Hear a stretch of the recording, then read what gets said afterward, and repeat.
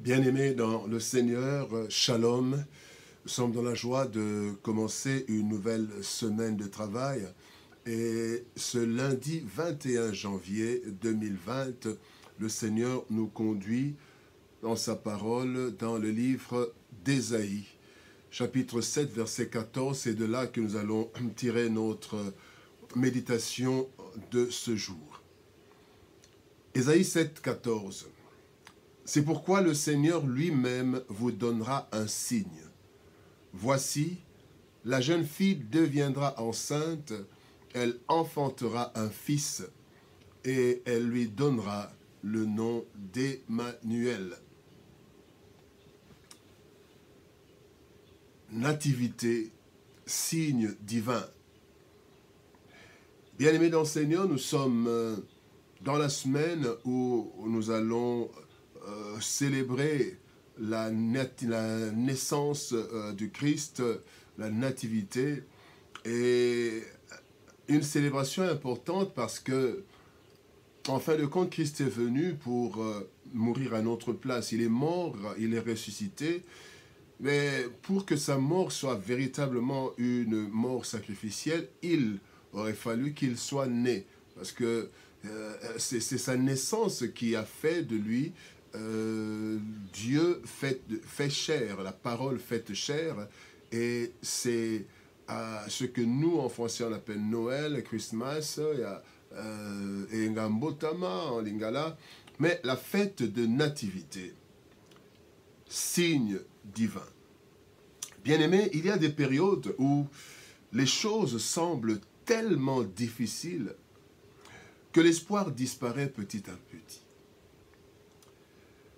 En de tels moments, nous avons besoin d'un signe, besoin d'un élément auquel on peut s'accrocher afin de ne pas sombrer. Cela arrive à toute personne en une ou plusieurs périodes de la vie et dans différents domaines. En ce texte, Israël est dans le désarroi. Et les espoirs s'évanouissent devant les agressions, les captivités, etc. L'Éternel rassure le roi Akaz à travers Ésaïe, le prophète, devant la frayeur d'une agression imminente des ennemis. Israël était sous la menace d'une agression de l'ennemi et ils étaient désemparés. Et comme signe de salut de l'Éternel, l'Éternel a voulu leur montrer un signe, il leur parlait d'un signe de salut. Il annonce la naissance du Christ. La jeune fille deviendra enceinte et elle enfantera un fils. Et elle lui donnera le nom d'Emmanuel. C'était déjà une annonce prophétique de la naissance virginale du Christ qui allait porter le nom d'Emmanuel, donc Dieu avec nous. La nativité est donc un signe qui annonce le salut et qui annonce le salut en deux parties. Nous pouvons dire que c'est un double signe. La première partie ou la première signification de ce signe de la nativité, c'est quand le Seigneur dit la jeune fille, donc la Vierge, deviendra enceinte.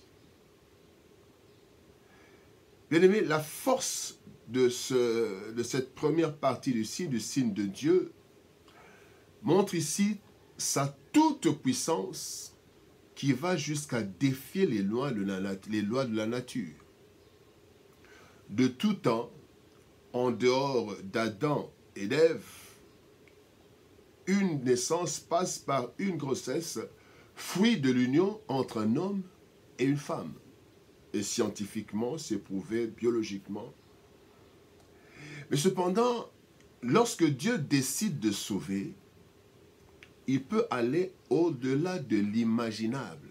En fait, il était en train de montrer que ce que vous ne pouvez pas imaginer, ce qui n'est pas naturel, normal, Dieu, pour sauver, peut atteindre disons, ce niveau-là. Faire des choses invraisemblables ou même qu'on ne peut imaginer. Voilà pourquoi il est dit dans 1 Corinthiens chapitre 2, verset 9. Mais comme il est écrit, ce sont des choses que l'œil n'a point vues, que l'oreille n'a point entendues, et qui ne sont point montées au cœur de l'homme, des choses que Dieu a préparées pour ceux qui l'aiment. Bien-aimés, pour ceux qui l'aiment, Dieu a préparé des choses qui dépassent même l'entendement. Quand il faut sauver ceux qui aiment Dieu, quand il faut sauver ses enfants, Dieu va même au-delà des lois de la nature. Voilà comment il pouvait permettre que le soleil et la lune s'arrêtent pendant plusieurs heures à la demande d'un de ses serviteurs. Voilà pourquoi il pouvait envoyer un corbeau venir nourrir Élie. Voilà pourquoi pour le salut, il pouvait écouter la prière d'Élie et arrêter la pluie pendant 3 ans et plus. Donc Dieu, bien-aimé, par ce signe de la grossesse d'une vierge, il montre qu'il est capable des choses les plus invraisemblables lorsque, dans sa souveraineté, il décide d'intervenir en notre faveur. N'est-ce pas que le psaume 39, verset 9, 33, verset 9 dit « Car il dit, et la chose arrive, il leur donne, et elle existe. » Donc Dieu rassure le roi en lui disant que pour le sauver de ses ennemis, l'intervention peut être surnaturelle et même inimaginable. Bien-aimé, et dans nos vies, c'est la même chose. Du néant de notre vie, du néant de ta vie, mon frère, ma sœur, Dieu peut créer. Voilà pourquoi, quand il s'agit d'attendre l'intervention de Dieu, nous voyons les choses logiques, mais imaginons-nous, mettons dans notre tête que Dieu peut faire des choses inimaginables, au-delà de ce que nous pensons. Et d'ailleurs, le Seigneur le dit. Parfois, le Seigneur nous donne au-delà de ce que nous pensons. Bien-aimés, là, c'est le signe, la première partie de ce signe, la première signification de ce signe, la jeune fille deviendra enceinte. Dans la deuxième partie, il est dit, on lui donnera le nom d'Emmanuel. Donc le deuxième signe, c'est le nom du Fils sera Emmanuel.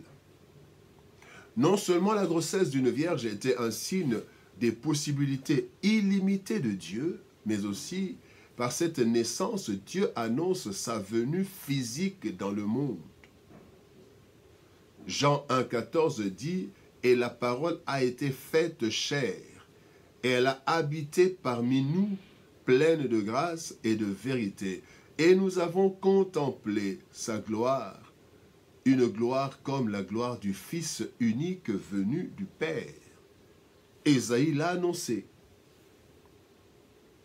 Elle donnera un fils. Le nom du fils sera Emmanuel, qui veut dire Dieu parmi nous. Emmanuel. Bien-aimé, Dieu vient en forme de chair, en forme d'homme, pour habiter avec les hommes. Dieu envoie un message fort à Akaz. Ce n'est pas un ange qui combattra en votre faveur, mais lui-même, Dieu, prend les choses en main.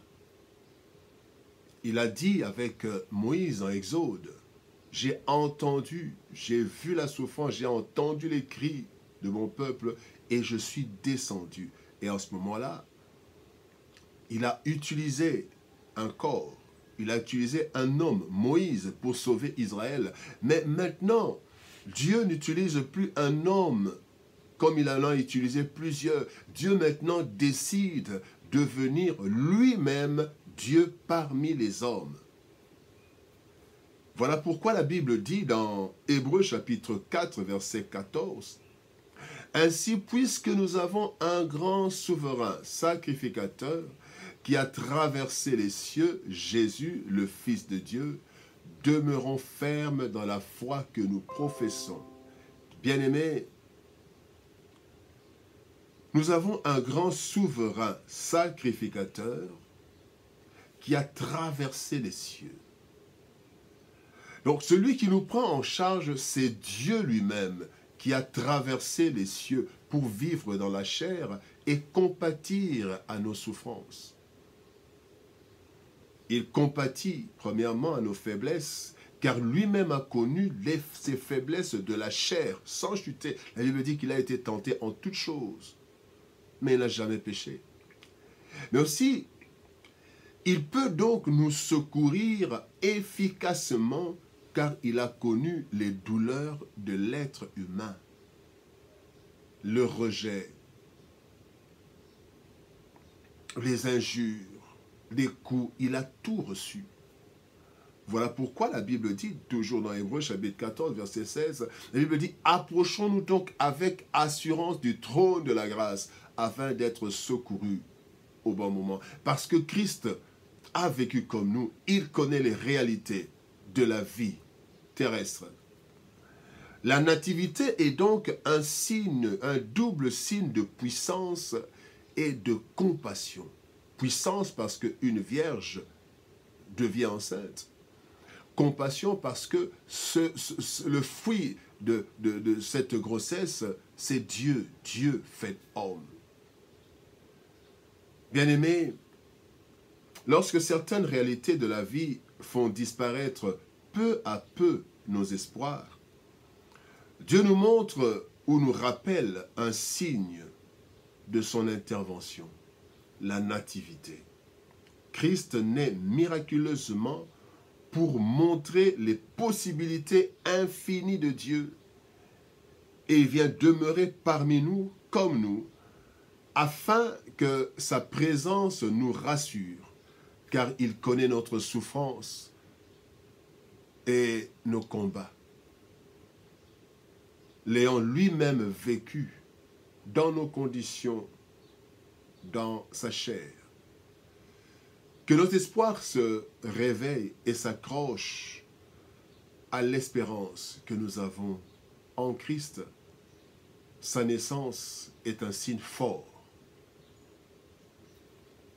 Que Dieu nous bénisse. Shalom, au revoir et à demain.